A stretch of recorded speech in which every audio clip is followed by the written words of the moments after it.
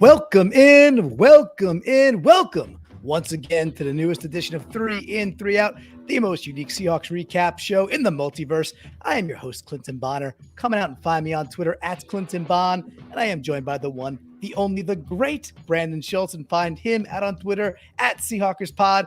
And folks, you might be watching this live. We hope you are. YouTube.com/SeahawkersPodcast.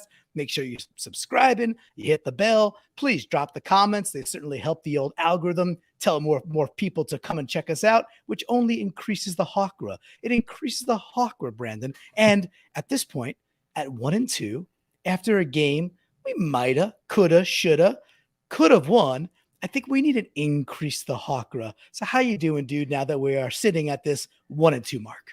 Yeah, we need all the Hawkra we can get at this point, because going down 1-2, hey, this team's still in it as far as the division goes, with everybody losing except for us in week 1. It's given us a little bit of padding. But I know based on some of the comments out there, maybe at 2 losses, maybe people are trending in the direction that they don't want to see more wins. I don't know. What's your temperature at as far as what you've seen? Are you team, let's see how far and how many wins we can take this, or team, I'm ready to start rooting for better draft picks? Well, I was ready to start rooting for better draft picks last night with the Broncos game, but I was there the entire time. I was never not there. I was like, whatever. I want the Broncos better draft pick. So yes, in that regard, exactly. I am rooting for the better draft picks, but with your own team, with the Seahawks. Yes. With the team we're here for. I am the Kramer in Seinfeld taking the car rental down to E. Let's see how far we can take this thing. I'm just, let's keep on driving, Wayne. And the reason is because there's sincere green shoots here. And on 3 In, 3 Out, we're going to talk about 3 micro moments, 3 nooks and crannies that maybe others are not really focusing on and talking about. But there were some big things that I liked, that we won't get into right here. But Brandon, we saw lots of pre-snap motion. The offense looked quick-paced. We saw one thing, man. I don't care if I know we're not going to get into it too much. Have to say, if you are on the Geno is the reason we lost this game fan wagon, I don't know what drugs you're doing. I don't understand what you're watching, because in no way, shape, or form was Geno the culprit in this game. So there was just some things that I'm like, wait a second, we can win some games. Now on the other side of the Geno was not perfect in this game. He must be perfect for this team to win, and he was not perfect. So get him out of here. It's Drew Lock time, baby. Yeah, it's Drew Lock season, right? He's got to convert on 4th and 18. He's got to, it's just all this kind of nonsensical stuff. It wasn't just the 4th and 18. I mean, there were some. Okay. For those of us like hardcore Tyler Lockett fans, I think some of us were a little bit mad at Geno because he threw high to Lockett. I think at least twice, to where it made me uncomfortable. And so I'll admit I got a little mad at Geno for a couple of those plays. And we did see Tyler have to come off and go into the tent. And so, okay. My emotions got the best of me in those moments. And it was nice. We saw DK bring him a little snack and a little drinky poo in the middle of the little time out there. He just checked in on his bro. Was like, dude, got a little something for you. And then all of a sudden, I think he went in there, did the Mr. Miyagi potentially, and all of a sudden Lockett comes out ready to battle this dojo. But there was plenty of good. But on the other side of that, there's just some egregious stuff that, again, we're not going to talk about this in the ins and outs. Yeah. Blythe has not been, the sack he lets up at the end of the game, it's just, you can't do it. Also, there is a play later we're going to talk about where Blythe is not being blamed at all for it, but we'll get into it. I'll talk about why I think he is partially to blame. Taylor still can't tackle on jet sweeps with slow guys coming around the bend. And we have a starting cornerback sitting as a healthy scratch. So some of the stuff is just like wildly, I don't know how to parse this, but the optimist in me, the sober yin, perhaps the raging yang, is still saying, yeah, man, to answer your question, let's ride this thing. Let's see if we can get a W against Detroit. Detroit's got a good line. They will run the ball. They will not have DeAndre Swift. Goff typically tears us up. However, in this season of craziness, let's see. So I'm all in for no. The season's not over. Okay. There's 14 more weeks of football to be played. Let's go win as many games as possible. I'm with you. I want to see it too. And you know what? I'm disappointed that we don't get to start with an in this week because the Seahawks did not win. But it was awfully close. Can we start with an in anyway? No, there's only one rule, Brandon. You know the darn rule. We won't say it because we won't jinx it. Hopefully we get to do it next week. However, let's hit that whammy. Let's get to that first out because we got a job to do. I thought if I asked nice enough, but I guess not. Right. Hey, shooters got to shoot, right? You can't shooters got to shoot. You can't blame a guy for can't blame a guy for trying. All right, so first out, here we go. We know we like to wet the canvas here on 3 in, 3 out, a la Bob Ross style. All right, it's Q2, 8:23 to go. The Falcons are at the Seattle 17. It's 1st and 10. It's a 10-10 ball game at this point. And all of a sudden, I look up on the screen, and at one edge is Boye Mafe. Okay. Mafe had another nice play off the edge this game. Not that we're going to talk about that play, but maybe one of our better edge defenders. However, on the other side, on the other edge, we got number 40. Brandon, who's number 40 on the Seattle Seahawks right now? I want to say Johnson. Yeah. His last name Johnson? It is. You got it. It's number 40, Daryl Johnson. We saw it's a good thing that he has such a common last name because, if it was Smith or Johnson, I feel like I would have nailed it. You had a shot, right? You had a shot at it. And it is Daryl Johnson, number 40. A bit newer to the Seahawks. And the thing is, on this particular play, it was just like, I wonder in my brain, has Taylor lost so much time, like on the field that Carroll and Clint Hurd are like, okay, Daryl Johnson's going to play in these critical situations. And in this particular play, he takes a looping, swooping, a roundabout way. So he just basically creates this giant hole that Cordarrelle Patterson's about to run through. That was like egregious number one. Okay. No setting of the edge, just going around there, just saying, here you go, here's your lane. But then paired with that, Barton, the center gets to the second level. The center kind of just like nudges, shoves the guy to his right and just proceeds to the second level. And Barton stares down the center. I think he could see where the ball is because he's right in front of the play. He could see where, Cordarrelle Patterson went. Yeah. And Barton, like, inexplicitly kind of charges at the center and meets him away from the hole. It just didn't make sense. And Patterson goes right up there, huge hole. I think they score on that play. I don't even know. Yeah, it didn't even matter, right? Yeah, they score on that play. Yeah, he scampers in. He's like basically untouched. So it's just like, we got an inexperienced dude at edge who doesn't play it well. And we got a guy that I was high on to start this year who's not playing the run very well. Like, okay, the hole was there, not the way you want it. The only person who I thought was okay there was Monet. Monet crashes down a little bit, holds his ground. If a linebacker comes up and fills the hole, and if the hole wasn't quite as gigantic, we probably get a stop there. It's just, now there's plays like that, but to not put it on people that everybody's talking about, I don't care. I'll put it on Daryl Johnson and Barton and say, that's the out. Johnson on this play was maybe the guy that bothered me, maybe not the least, but I think it was his job, obviously, to make sure that the running back couldn't get outside of the tackle. So he did create that lane inside. Now, if I remember, was it Monet and Woods that were both in the middle then on that? No, it's play? Monet and Jefferson, right? Monet which is another challenge. I mean, Jefferson had a sack in this game and played pretty well.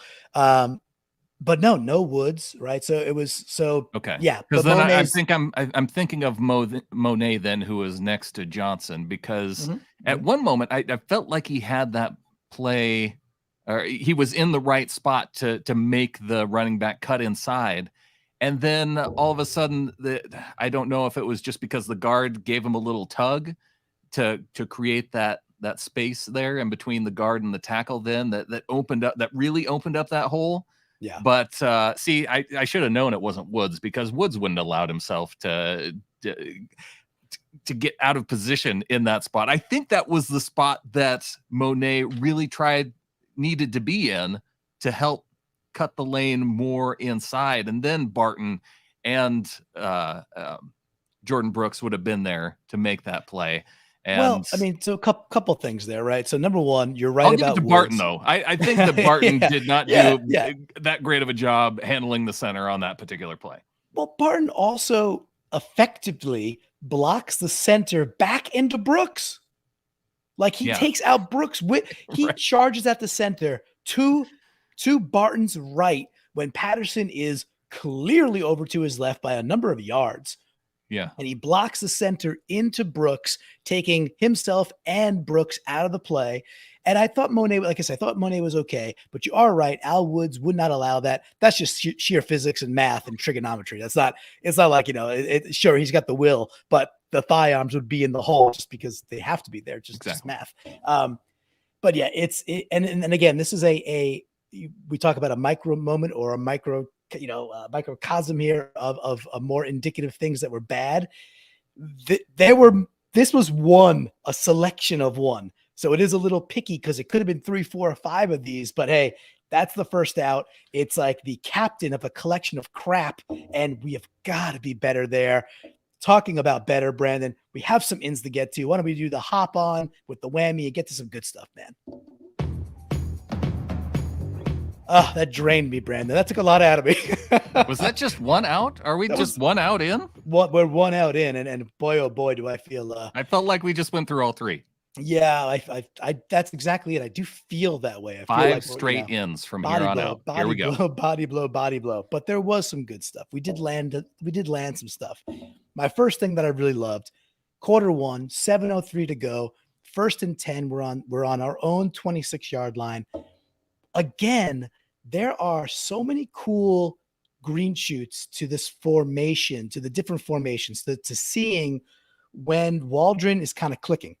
Mm-hmm. And seeing Geno as the quarterback that I think he kind of needs for his offense to click, and it being more effective flatly than what I think Russ could give this type of offense.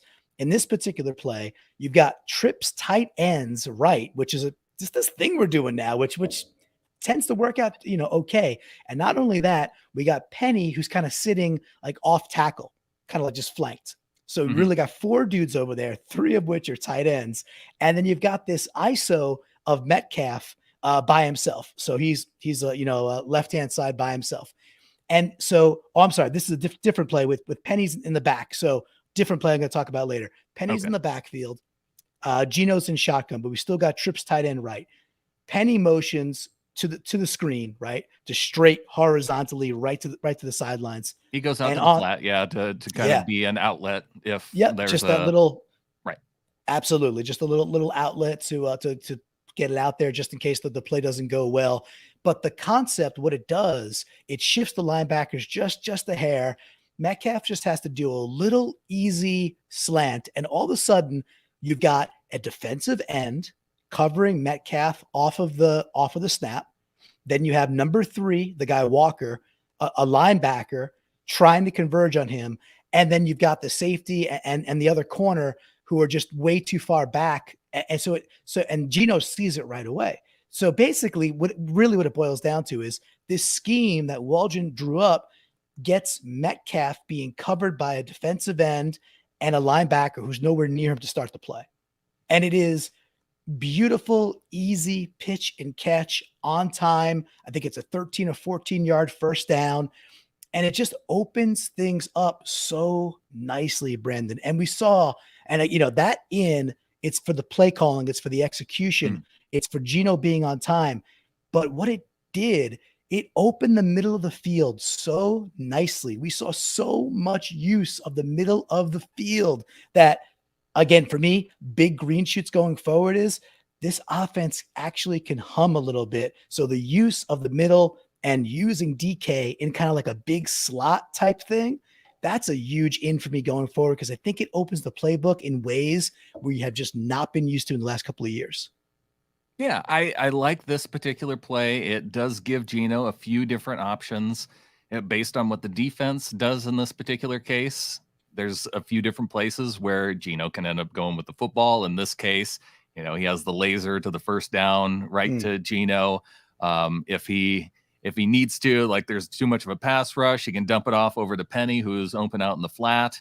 If, say, the defensive end that ended up carrying with DK, if he decides to blitz, then that might bring the safety down, and then you got Colby Parkinson who's taking the seam up, and maybe Geno can go deep that way. So yeah, there's a few different options with this particular formation. So yeah, I like the call out to Shane Waldron, and I like the call out for Geno with the quick decision, the timing throw, easy first down to DK, and this is what I want to see.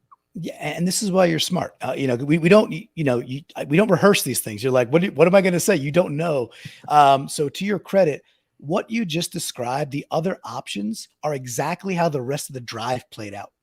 The rest of the drive was a trips right play where Parkinson catches that floater, where Geno hits that back foot, sees it, hits Parkinson for that down the field floater. Will Dissly's touchdown. Again, they got I forget if they got triple tight ends out there, but on that particular play, they are dragging Metcalf across the middle. He's sucking up linebackers like a black hole, and it opens a little bit of a lane, and Geno fires it through the middle over the woods there, and boom, number 89, Uncle Will's in for the touchdown. So it's you picked up on it exactly. Like it just creates this freedom in the middle of the field that Geno is able to clearly see and pick apart and understand where should he go given what he's seeing. We will see, I think we'll see a lot more of this as the year goes on. So that's why let's try and win more games. This offense can actually hum a little bit. So now I feel a little better, Brandon. I feel a little better after that first in. Why don't we get to at least one more out before maybe we take like a hydration break or something, man? Okay, this one could be a little bit more pithy, I'd say. So this second out, Q2, 14:55 to go. 2nd and 2. Seattle's on, I think, our own 42. It's a 10-10 ball game. So we've been humming along for the most part. And the piece of this game is that, like, we were only stopped really offensively when we stopped ourselves, is what it boils down to. Now, maybe that's a ticky-tacky ref call. Maybe it's a legitimate ref call penalty-wise, giving up a sack clearly. But on this particular play, this is – and whether you have to go back and watch it or not, you'll remember just by watching the game, this is when Ken Walker goes the wrong way. He's in the backfield. Geno pivots to do like some play action, and Ken Walker is not where he's supposed to be. And then – Ken Walker kind of like doesn't refire. He doesn't like think, okay, I've got to help, Geno survive this, because he kind of watches the dude just kind of come right past him and does nothing there either. And then Geno has to take a big hit, and it's a tackle for a loss. It stalls the whole thing out, and we have to punt. I liked some things I saw from Ken Walker. I still love the pick, and I love to see what he's going to do for the future. But simply to be shorter with this one, we're not good enough to give away plays. And this was a tackle for a loss given to them. Walker's got to wear the out, and he's got to clean that stuff up. Otherwise we'll see more DJ Dallas is what it boils down to. Yeah. And the play right before this, it was the throw out to Lockett. So there, just a nice little timing throw, hits him right on the sideline. So it's a very short 2nd and 2. 2nd and 2. It was 2nd and 2. They just didn't make it on the third down after that. But I don't know if there's a couple different options with this particular play, because it was almost as if you had Tyler going in motion, coming across the formation, and he almost looked like he was expecting a pitch so he could follow behind Lockett, which maybe not your best lead blocker in any case, but I suppose with the idea of the formation going mostly to the left, that might just be an an element to that particular play. And at least that's me trying to give Walker a little bit of credit You might as be I right. think of why he wouldn't have gone in the correct direction. Yeah, And I don't think they talked about this one in the press conferences I saw yet. And sometimes nothing really comes out, or sometimes a little bit of information leaks out. But it will be interesting to see if they talk about that play a little bit, because maybe I'm wrong. It's okay. I've been wrong before. I will be wrong again. Maybe it's not Walker. Maybe he's not the one who messed up. But right now, it sure looked like he was the one. If I'm going to say and take a best guess as to who messed that up, I'm going to go with the rookie who's playing in his third NFL game. I agree. I mean, again, going back to Geno, because Geno's been pretty darn great. And, I think even if Geno did mess that up, you kind of feel like Carroll probably would have said something. Probably would have said something about it in some way, because Pete was glowing about Geno's play. And by the way, he ain't wrong. He was not wrong. Geno, 72%, something like that, right? 300 something yards. People, the 40 threw a touchdown, interception to lose the game. Come on, people. It's 4th and 18, trying to make something happen. So anyway, that's the second out. We got more to get to, but Brandon, I'm going to take a hydration break because I'm a little parched. That's all. So, well, Sojin came in late, and while you're bringing up Geno, said, did we get the out for a Geno deep ball where he throws a laser rather than a rainbow? And we haven't given Geno any outs yet. And okay, Geno's not the best deep ball thrower. He's a $3 million backup semi-starter quarterback, and that's not his game. And he was a little bit short on some of those deep passes. Yeah, that one to DK down the side, right, was definitely a couple of yards short. That one certainly comes to mind. And no, he doesn't have that kind of long range touch.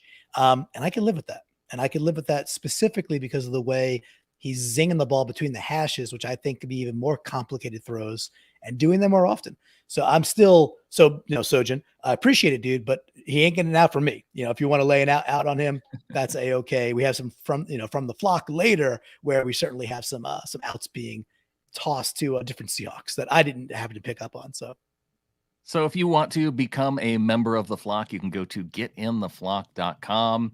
$3 a month and above gets you into our Discord, where we have a 3-in 3-out channel where we're going to be getting to our From the Flock segments there. And you post your ins, your outs, and we'll read them here coming up at the end of the show. Yes, sir. And it's always funny to see we'll get to it later, but you see, there was so many early stage, first half, lots of ins, lots of outs, and then it just kind of starts to dissipate a little bit less. And then there's some snark towards the end of it. And that's okay too, right? Because it is inside. Exactly. Inside the Discord, it's meant to be fun. It's meant to be light. We could be a little snarky with one another and have some fun with it, which we do every single Sunday. So I definitely encourage anybody out there listening. So getintheflock.com, become a member of the flock, and find out why. It's a good place to be, and really I love it. I love the fact that we got literally people from all over the globe watching the games together on Sunday. It's just kind of cool, man. So, which is sweet. All right. So Brandon, we are back on the inside the ledger. So speaking of kind of cool, let us go to quarter 2, 4:38 to go. This is that 4th down and 2 play at the Falcons 41. Couple of things here. Number one, in years past, I feel like we punt this ball.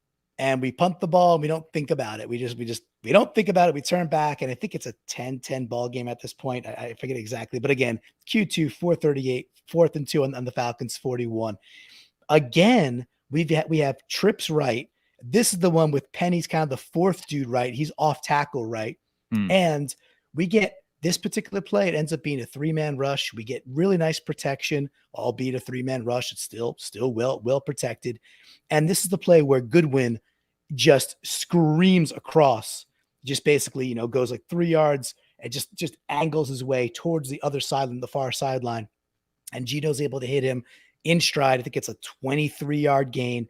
It's lovely. And at the sticks, you've got Disley and Penny just crisscrossing each other. So you got this little crisscross. And if you freeze it right there, you'll see that Penny and Disley are taking up 4 defenders. 4 are like right in their vicinity. And again, scheme wise, you've got Goodwin locked up on an older quarterback, Casey, and it don't matter even if that was a younger quarterback. Goodwin's still the faster dude who's got the momentum. So good luck chasing that guy across the formation like that. Easy pitch and catch, and we end up converting, later in that drive. I give the credit and the gumption for the team to say we're going for it. We're not punting. And then again, beautifully schemed up play. Let's give it to Goodwin for the execution. But I'm just kind of having a bit of a crush on seeing Waldron's offense scheme in, or is the third in going to be a scheme in too? No, it's not. Although I'm thinking of revisiting it now, but no, I just Shane the main brain with Geno doing what I think what he can clearly do. It's impressing me. It's in whereas our run defense is depressing me. These things are impressing me, and I think we've got something here. And I celebrate it because I think it's sustainable. I think we could do this, as we even get sharper and sharper and sharper with it, as we get better pass protection, as we run the ball more effectively, our ability to work that middle of the field, it is showing out, and our schedule's not that hard. We play a lot of mediocre to okay teams. We're going to win some ball games. I thought you were going to pick this play because this is essentially Tyler Lockett's bread and butter play. And instead it was Goodwin doing his Tyler Lockett impression. And so now we know that if need be, there is that Tyler Lockett version number 2 that can execute this play as well as Tyler and make the catch and get the first down and set things up for the offense. So yes, I would like to give the end to Goodwin too, since we already gave one to Shane the main brain. Good. So, and the only thing I would counter there is that Goodwin is probably what they expected D. Eskridge to be, and that is still a bit of a challenge because D is not on the field very much at this point. They asked strangely being used a lot as a blocker, which that's one way to use him. Yeah, it is a way. It is a way, but a nice in. All right, we have one more out to get to there, so let's hit the whammy. Nice. All right, we got to say thank you to R Ryan 911 with another super chat, $9.99 there. Of course, if y'all don't know by now, Ryan is the official executive producer of our live shows because the man is just here so consistently. So, dude, thank you again. He says, "Go Hawks." All enjoy hearing about the nooks and the crannies, and of course, that's what we're all about on 3 and 3 Out. So, Ryan, dude, what can we say? But continued thank you for being freaking awesome. All right, so Brandon, third out here. Q3, 3:15 to go. 2020 ball game. The ball's on the Atlanta 7. It's 3rd and 2. We have the ball in the Atlanta 7, Seattle. It's 3rd and 2. Now, you and Adam talked about this quite a bit last night in the instant reaction show. And the piece that you guys were locking onto, especially Adam, was that we had to go for it on that 4th down. And I don't disagree, and I'll kind of get to that.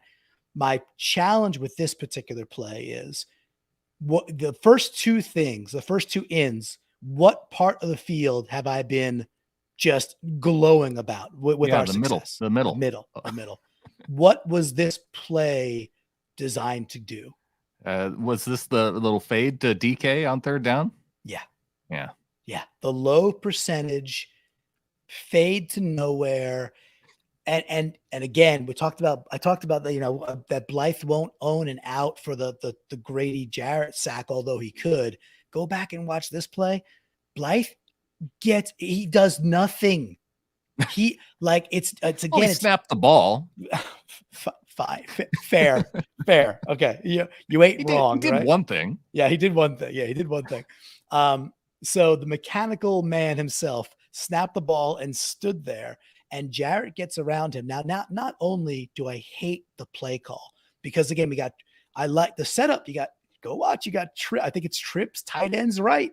So they're back out there to cause this havoc in the middle, which has been working all game long. Now I get it. You could say, yeah, it's been working all game long. So we could okey doke them and then hit the outside fade. And you got Geno one-on-one with his guy out there. DK. But Oh yeah, why? DK. Yeah. But why go? Why go super low percentage? And again, and Blythe does no favors. Grady Jarrett is on Geno in like a half a heartbeat. Doesn't even have time to throw it. But I really, really dislike this particular play call. And there was Chris Farnsworth was really vocal on Twitter yesterday talking about the fact that we were getting 5 yards a carry. Why were we not running the ball more? It's 3rd and 2 from the 7-yard line. Run the freaking ball. If you don't get it, already know in your brain you're going for it on a 4th down. I just thought the mental, approach to this 3rd and 2, and then it led to the timeout and then kicking a field goal. It was all wrong. So I just think the outs got to be there. I would like to see them pound the friggin' ball at least once. And then if you don't get it, maybe pound it again or go to play action or do something. But it was such a whiff for me and probably the most egregious error of the entire game, in my opinion. Okay. And since we're kind of all over the board on where to lay the out, I'm going to put it at the feet of Austin Blythe. That's yes, because you from Jump Street during the off season, we're tried to tell you. You did. And we see all the PFF stats, of course, with like Ethan Posick is having a good year. He's having a good year, and Blythe is the opposite. Yeah, right. He's been okay. He's been okay. He's been okay. I like that. He gets the Scarlet O. He wears the 3rd out. Any other piece of that play that really irked you, or you just want to focus all attention on Blythe just not blocking again?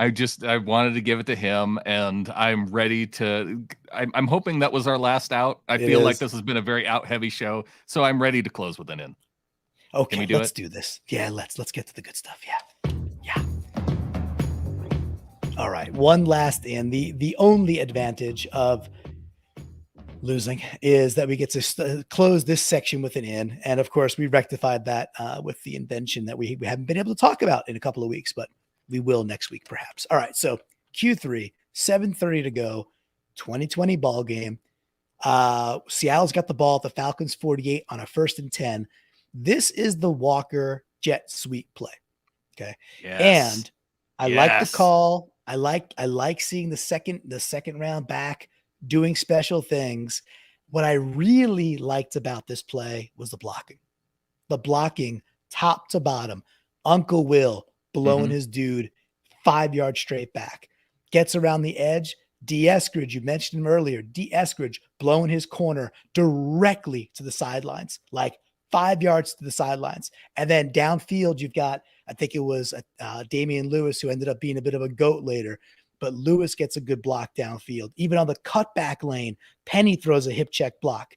It was just, and then DK still storming across to try and block at the last second there too. Love what I saw from Ken Walker.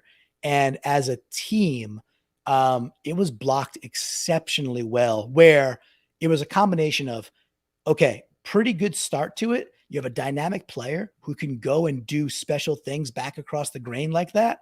And it was blocked well enough with enough tenacity that he could go get what he ended up with, I think, 21 yards in that play. So super cool play. Love getting Walker his touches. And I loved the team blocking on this play. A big in for, I could even give it to Uncle Will for, he's just steamrolling a dude 5 yards straight back. I love that stuff, dude. Yeah, I was wondering with this particular play if you're going to end up giving the in to one particular blocker, if you had a favorite block among the mini blocks on this particular play. And because you have the option of Gabe Jackson, who immediately pancakes his guy to the ground as soon because he gets the guy when Damian Lewis pulls, then Gabe comes through and just hammers the dude that comes through that hole. And yeah, you mentioned some of the other ones, whether it was the one outside by Eskridge, the one by Lewis when he's got his full head of steam coming from being that pulling guard on that particular play. And yeah, so many fun blocks to call your favorite. Yeah, it was fun. So, I mean, even if you want to call out what your favorite might be for the end, I'm okay with it. We don't need a brand in for you to be able to. Yeah. All of them. They celebrate the entire collection. So it was a fun play. And I like ending on that one because it kind of leads back to where we started the discussion, which was we saw lots of pre-snap motion. We saw lots of just, again, motion and crossing and drag routes and mesh concepts and the middle of the field, not specifically being wide open, but being open enough for a quarterback who is on his game to make a read and dissect it. And we saw that. And again, when I look at like red zone defense and I go, well, red zone defense isn't typically sustainable, and it's showing up that it's not. The exact opposite of scheming things where your first look is open, but you have good outlets behind that first look, that is sustainable. And it's going to be a gradient of harder to execute as you play more difficult teams and better defenses. But it's a sustainable offense that Geno can run with success. Biggest takeaway, biggest plus for me in the game was that's the best we've looked so far on offense. And sans maybe a bad call on a third down and then holding to take away the last drive, we probably put up 30, and you're typically going to win when you do. So even though we're 1-2, Brandon, I guess what I'm saying is I'm okay with where we're at right now. I feel at peace with where we're at and think we're going to win some more ball games coming real soon. Ooh, I like that. I like the optimism. And yeah, I think maybe once Geno knows what his strengths are, if he knows that he can't quite push the ball downfield as far as he thinks he could, maybe in some of these earlier throws, and he just executes the offense, the timing of it. They get the run game involved to where they don't go away from it in the second half, even though it's a tight game. That was baffling to me. Yeah, well, I could see. I could see as they come together, it looks a little bit better. And I do want to talk about the going away from the run game for a little bit, because I rewatched this just before we, was just making sure I had the right ins and outs, and I changed my mind a few times. I actually thought we tried to run the ball a decent amount. And again, on that last drive, Penny's got a couple of nice runs. Not huge breakers, but 4 yards, 6 yards. Penny is very involved in that last drive. And then, of course, the throwback play with that setups, that weird long elongated setup to get the screen, which has the Lewis hold. So I hear you, but when I went back and watched it, it wasn't so devoid of running the ball. The Falcons did a better job, certainly in the second half, than we did. It totally flipped, right? We couldn't play run defense to save our lives in the second half. But I didn't think we were away from it so much as we ended up with really inopportune holding calls. That it was 2 Lewis holding calls on the last drive that destroyed us. And both times the ball was in Penny's hand, 1 throw, 1 run. So I hear you, but I actually thought the balance was okay given what was working really well. Right. And I think normally we would dog on the play calling because you end up getting this off balance time of possession situation when you're throwing more than you really need. When you're off balance in terms of your play calling, it shows up in the time of possession. And the Seahawks actually came away with the winning side in time of possession in this game. So it's tough to get on that part of it too much. It's just with how much success they had with that 3rd and 2 play where, you really hope that they're hammering the ball in that moment rather than trying to throw that fade shot out to DK. Mm-hmm. That's the one. That is you're again, once again, smart dude to bring it back to that. That's the one. It's 3rd and 2 at the 7-yard line. Hammer the friggin' rock time. And we didn't. And we lost. And getting 3, it's a tale as old as time. When you get 3 in the NFL, when you should have gotten 7, you don't usually win those. You don't beat good teams that way. And you end up losing a lot of times to very winnable games when you have to settle for 3. So it is what it was, but we don't settle when it comes to From the Flock, Brandon. We just don't. We read from the flock, from the Discord, from Twitter, from the Facebook Ring of Honor, and we're about to hop to it now. So Brandon, why don't you take the honors? We're starting in the Discord. I believe it's with Frost to start things off. Why don't you kick things off from the Flock? What if I want to start with our people who are attending and listening in live? Because I have Oh, Sojin nice. right Oh, here. yeah. Call Give it. an audible. Let's go. I'm going to give the in with Sojin to Dixon on kicking it, so they couldn't return it. You go back to that one punt by Dixon, and it was kind of funky looking because it was very low, kind of line drive punt, but I think it hit short enough to where the punt returner couldn't come up and catch it. And then also the guys were quick enough to get downfield, and plus it was kind of heading out of bounds to where it was a nice long punt, no return into Dixon. Let's do a special teams in.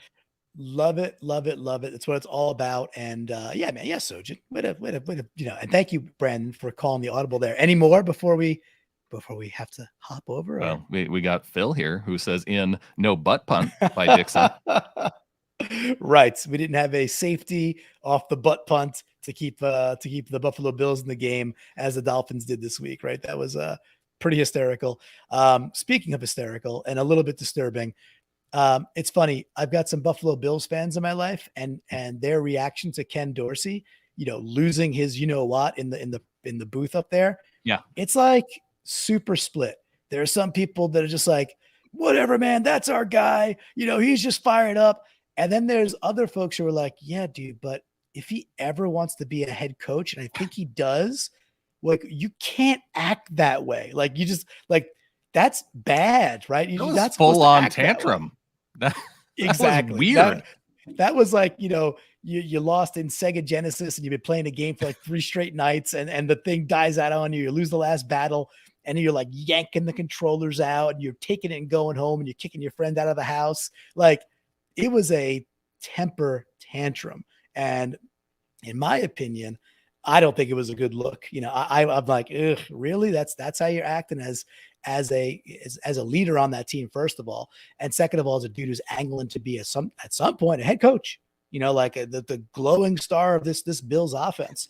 I think there's a balance there to show how you really care and how you are upset in that moment, and going off the deep end that makes it look like you might be crazy. There's got to be an in between. Right. Especially when you have a press conference earlier in the year where you say the actual words like, well, I'm not a psychopath, or he says something along those exact lines. It's like, I don't know, dude, you might be a psychopath. And with all that, the Bills will probably still go 14-3 and probably still be in the Super Bowl this year. So the Bills fans can tell us to kick rocks all they want. I would have, look, if this was 3 games before the end of the season, right, and the Bills are 14-0, and that's what happens to lose the game when you're trying to go 15-0 and you're on your way to potentially a perfect season. Okay. Yeah, I'll accept that as a reaction. You lose home field advantage that way. You lose a playoff game that way, right? Totally. It's still probably not what you should do as a professional, but it is what it is. I would accept it then. I'm just saying that's the type of reaction that I just thought it was funny. I think makes it more okay. Yeah, it is. Bills Mafia was circling the wagons to like defend their guy. I'm like, come on, man. You guys would be the first franchise. If this happened against you, you'd be killing that dude if it was a Dolphins coordinator doing that. So just own up to it that Dorsey was acting like a dork, and he's got a cool his jets there. All right, so we had a little side quill there, but it was a fun one. All right, now are we ready for the Discord? Now we're ready to go to Frost in the Discord, out to the 6 quarters without a score streak, as we are on the board after our first drive. So an in, but also using the out symbol because that was in the past. Yeah, Frost is smart. And we got Car, also smart. Car says Geno not being allergic to tight ends, but she also says out, making a great sack right before giving up a 3rd and 19. It's 3-3 out, so I literally avoided that 3rd and 19, but disgusting. I feel like we don't even need to talk about it. It was egregious and disgusting. Lame. Let's move on. Jimbo with the in, no lame penalties in the first quarter, and then later edited to say in the first half. Very clean start to the game. Felt real good. I'm officially on team never defer. I don't want to defer. I know others have opinions on that. I know we only had 3 possessions in the second half. We only had 3 possessions because we can't stop other teams, not because we deferred. And we scored first, we scored last in the first half, set up perfectly to win this game. And, unfortunately, it didn't come out our way. All right, we have LB also says at least the team has finally scored an offensive touchdown. After all those quarters of that, came out there and we saw and what a beautiful zip to DK. We haven't mentioned, besides being over the middle on the first in, DK played real well again, just big man going up for that. But also, that's a beautiful ball, man. That is a beautiful toss to DK with an incredibly tight spiral. High points the ball, comes down with it. It's a great touchdown. Yeah, Carr didn't forget. She gives the end to DK, finally getting that touchdown. Yeah, it was lovely. All right, right hand Dan in. So far, no sacks given up in the first half. And unfortunately, we saw that, turn in the fourth quarter. Turned at the wrong time. It's like we were pretty darn clean until it kind of mattered most. Cross got beat late where Penny could have maybe pinched. And then that Blythe sack was no bueno. And with all that, overall, pass pro was pretty good. Once again, if we're looking at a team that's young with two rookie tackles, still bullish, man. Our pass pro was pretty good. Going audible again with Sojin in the comments. Out to the whiners. They could not help us get a better draft pick. That Sunday night game was brutal. So I'm on the East Coast. I had like most of my weekends are, and I'm thankful for this. Most of my weekends are busy and I got stuff going on. I went to bed around 10 last night. I was exhausted. Went to bed around 10. And I remember waking up to whatever, like 4 o'clock in the morning, tossing and turning. And I listen to podcasts when I go to bed. So I was just going to reload another podcast. And I was like, all right, let me just check the score. So I clicked the Bleacher Report app and I see, Broncos 11-10 victory. I was so pissed off. I was so mad. I was like, and then it was like, Wilson come back, yada, yada, yada.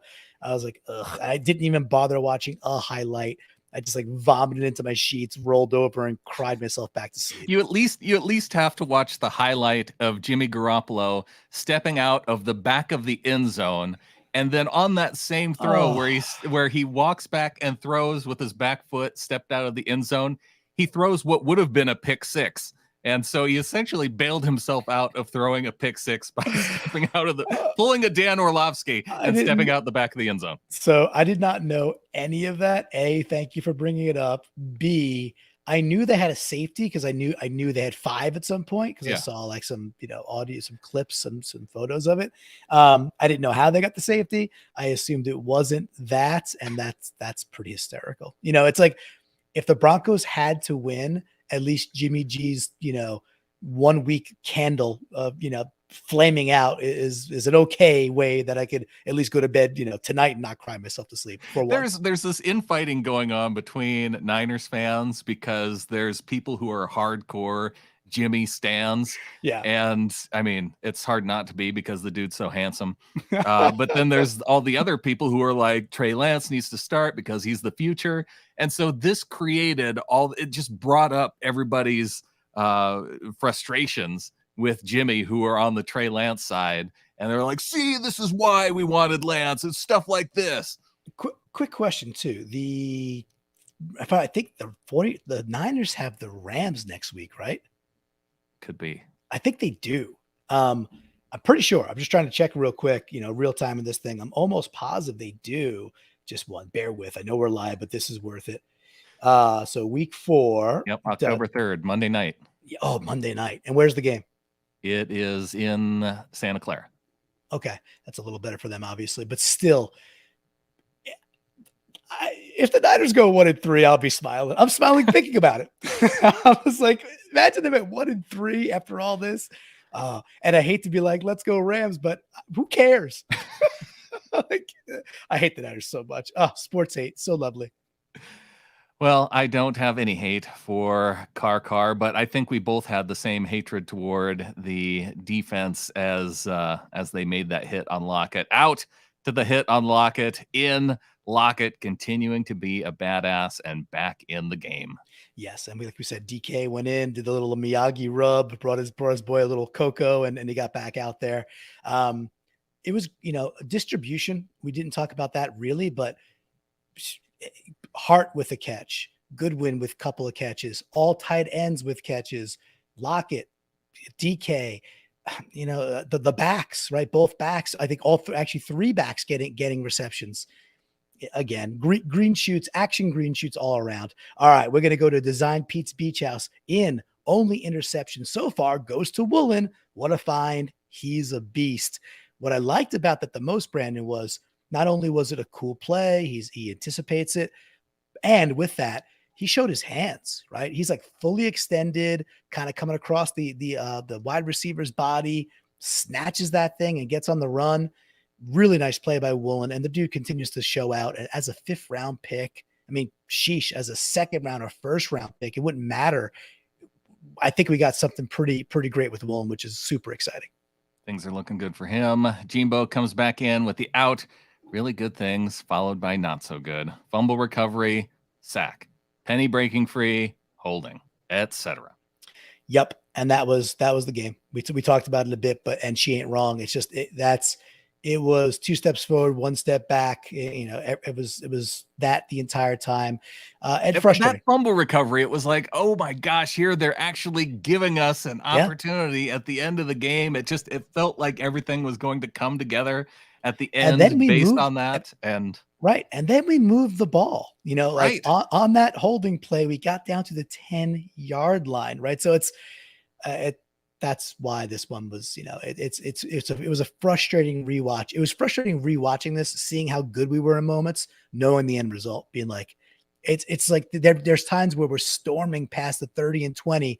And I'm like, man, we only get 3 on this drive, or something like that. Or like, oh man, we don't score on this drive. It's like that was frustrating. The defense there was not a lot of green shoots. It was just a lot of crap. So, all right. But Boye's biceps, great job by him by here. Says in 1 game closer to the draft. Very true. And he says in that Walker jet sweep and a big second effort. We talked a lot about that Walker jet sweep. So Boye's biceps was spot on.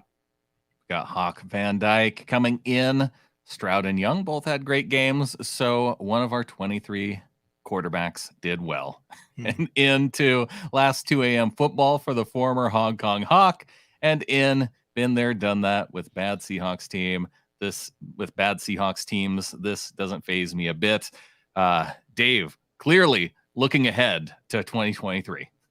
Yes, moving west, moving to the UK. Happy trails there, Mr. Hawk Van Dyke, as you now go by. One thing I will say, Brandon, is let me ask you a question. And I think anybody listening in the chat, if Geno Smith plays this consistently well, would you be okay doing what the Lions did? Which, if folks who don't realize it, the Lions did not spend draft capital on a quarterback this year. They rolled Jeff Goff back out there for a 2nd year, and they continue to build the team with players like Aiden Hutchinson and other what they think are studs. Like Geno, Jeff Goff. yes, Jeff. That's his not so handsome brother who was sitting in the stands like Jimmy's brothers. Jared Goff, right? So thank you for that. But would you be comfy if come draft time would you be comfy with Geno year 2 if it meant the 1st and 2nd pick, the first 4 picks were just dumped into studs as opposed to trying to compile to get the best quarterback? No, I wouldn't be. I think that this quarterback class, I don't think you'd want to pass on it based on the guys that are coming out. Now, we'll have to see once we get to that point to see how this class plays out through this season.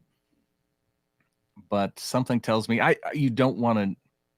I don't think you want to wait and say, oh, well, next year's class might be better and we might stink again to where we could get one. If the guy's there when it's your time to pick and it's your guy, you take the guy. So that's what now, would I like to also have the Broncos pick there so we could take another stud too? Then that can be a pass rusher on defense and help build that out too. See, I thought you were going to go to this idea of would you be okay with Geno coming back and starting next season while the young quarterback comes in and maybe takes a couple games before working in there? I'd be okay with that. Yeah. So and I'm not sure where I'm at yet. I just like I like how the Lions are approaching it. I can appreciate the patience they're exercising, but maybe it was just a consequence of them not believing in this quarterback class, and Dan Campbell and team would, if they had the choice with this class, be like, yeah, no, we're taking our dude. It just made me think about the process and might we entertain that come next year. So I'm starting to think I might entertain it. However, give me a full season of Geno and we'll see where we're at. Fair enough. Flocktimus Prime in to Geno yelling, get your ass over there. Out. Geno is not the problem. So what is a rookie quarterback going to fix? Yeah, I mean, obviously we were just kind of talking about that, and he's not the problem. And with that, he's not the long-term solution. And that's not because Geno is not playing well, in my opinion. It's because he's 31 years old. That's the way the cookie crumbles. All right. So we got, this one's great. I'm going to have to catfish myself since we're live. Michael Dixon's big ball says, out. Catfish the Niners. Catfish them in their stupid asses. They are catfishing clown shoes. I hope they all rot in sports hell. Fully aware you aren't going to read this on air, but wanted to get it out there. Well, Michael Dixon's big balls, fooled you.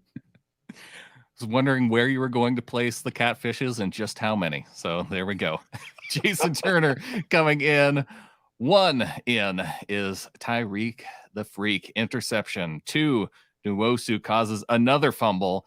3, offensive improvement. Out. Defensive performance overall not meeting expectations. I like the in to Nwosu just by his sheer presence that maybe the quarterback just pooped himself a little and decided to drop the ball on the ground because he saw Nwosu right there playing that sneak so well, or I'd like to know what magic words Nwosu yelled to cause the fumble, right? So, but maybe it was just his presence alone, like you said. But I do appreciate that you saw that too and that you called it out. I think it's great. We got Chris Boucher, 3 and 3 out in blitz pickup by the running backs. Out. Damian Lewis with 2 drive killer penalties. Correction, 2 game killing penalties. And I liked a lot of what I saw from Damian Lewis. And he had 2 giant holds on the final drive. And Chris Boucher, he ain't wrong.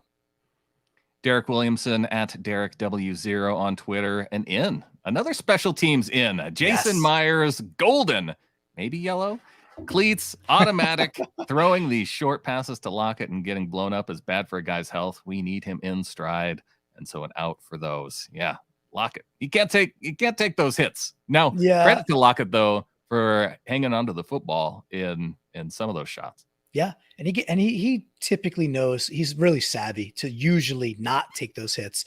And sometimes they can't be avoided, but sometimes you're going to go up and you're going to get smacked as an NFL receiver. But I hear you. You don't want to see that. All right. Yeah. Mark Antrobus out there. Mark_Antro on Twitter in O-line pass blocking. Geno couldn't ask for any more time in the pocket. And again, for chunks of the game, that's right. And I think it's also the combination of it. If it was like 3-step, hit the back foot, throw the ball, shotgun, 2-step, or, not getting much deeper, hit the back foot, throw the ball. So I think it was a nice combination of scheme plus good blocking. And again, I'll go back to that word. It's a sustainable way to play offense. I think we're going to win some games because of it. All right. The final one here at Seahawk_season SZN. And out, giving up a 3rd and 18, and then a 3rd and 5. Out. Yes. So it only felt righteous to end this 3 and 3 out with an out, because we didn't win. The bottom line is, Geno said it in his press conference. He's like, yeah, we did some great things. We did some nice things. He goes, end of it, it's about if you won the game or not, and we did not win the game. So time to turn the page. We'll have some more fun this week, right? And by the way, I hope folks are digging the betting prop show, PNW Prop Stars, that we do every week now. And the reason I hope you're digging it is because if you listened, we'll talk about it. Tune in this week. You would have won some money. There were some bets laid out there between Wilson and myself. Adam, not quite off the schneid just yet. But fade Wilson, Adam. If the trick is you gotta take what Adam says and then do the opposite. Yeah, that could be a play. We can start tracking it that way. But this upcoming Detroit game is going to be fun. I think win, lose, or draw. Of course, we want to win. I think this is going to be a fun game. I think there's going to be quite a bit of points, and I don't see a huge difference in Detroit versus the Falcons quite yet from a defensive standpoint. They've got some other stars and some other studs that are up and coming. I still think they could be had a little bit in terms of like moving the ball on them, and I think we will. I think we're going to move the ball. Now, the challenge is they might have a top 5 offensive line, and they sure can run the ball. So that is going to be hard. We need to be ready for Jamal Williams, because Swift is hurt, to to get the ball at 25 freaking times. It ain't going to be easy, Brandon. I don't know how you're going to get juiced for this Lions game, but we need you, Brandon. We need you. All right. I'll be ready for it. And yeah, I'm waiting to see how the results played out for the Prop Star show this week. And yeah, we're going to get into it all more in the game coming up when Adam and I talk about we'll recap the game against the Falcons, cover anything else that we need to cover, and look ahead to, I might have an interview this week coming up too with talking about the Lions. So stay tuned for that as well. We got all kinds of stuff coming up this week. Yeah, it's the reason to hit up YouTube, subscribe, wherever you're getting your audio podcast, subscribe. And honestly, the best thing you could do, tell some flockers. You got you got some other flockers you talk to. So spread the word. Like give them the gift of 5 shows a week in their inbox, because heck, what if we got to cope? We might as well freaking cope together, Brandon. That's exactly right. And with that, there's only one thing left to say. Go Hawks. Go Hawks.